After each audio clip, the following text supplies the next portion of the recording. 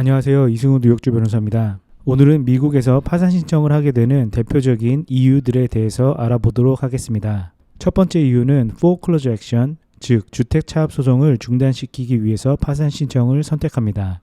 대부분의 경우에는 foreclosure action의 마지막 단계인 주택 경매를 앞두고 파산 신청을 하게 됩니다. 만일 주택 경매일이 임박한 경우에는 긴급 파산 신청을 통하여 주택 경매를 중지시킨 후 나머지 파산 신청서를 정해진 기간 안에 제출하게 됩니다. 주택 차압 소송을 방어하는 수단으로 파산 신청을 하실 때 알아두셔야 하는 것은 담보대출의 한 종류인 주택담보대출, 즉 모기지로는 파산 신청을 하더라도 없어지는 것은 아닙니다.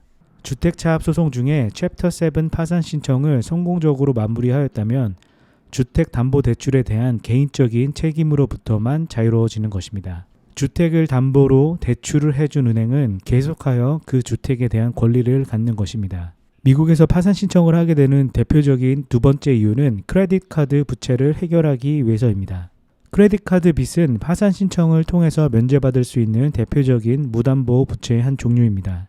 크레딧 카드 부채를 완전히 해결하기 위해서는 파산 신청의 여러 종류 중 하나인 챕터 7 파산 신청을 하여야 합니다.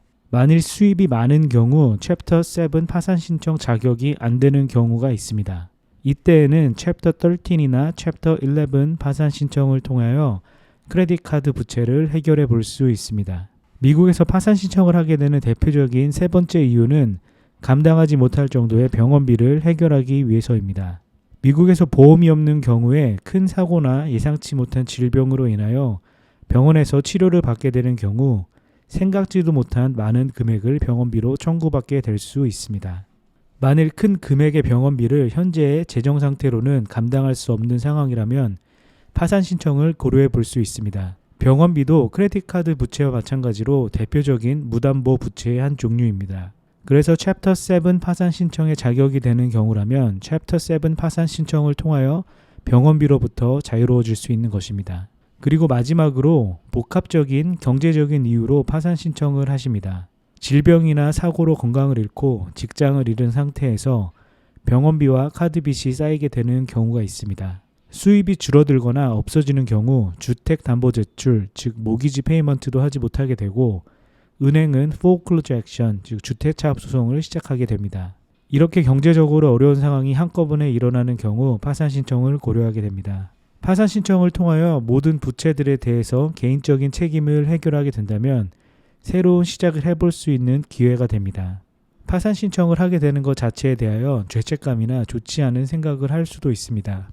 하지만 경제적인 어려움에 있는 분들을 법적으로 돕기 위한 것이 파산 신청이며 파산 신청을 악용하는 것이 아니라면 파산에 대한 죄책감이나 좋지 않은 생각은 버리고 파산 신청을 통하여 새로운 시작을 생각해 볼 수 있습니다. 파산 신청에 대해 더 궁금한 것이 있으시면 저희 사무실로 연락해 주시고 자세한 상담을 통해 궁금증을 해결해 드리도록 하겠습니다.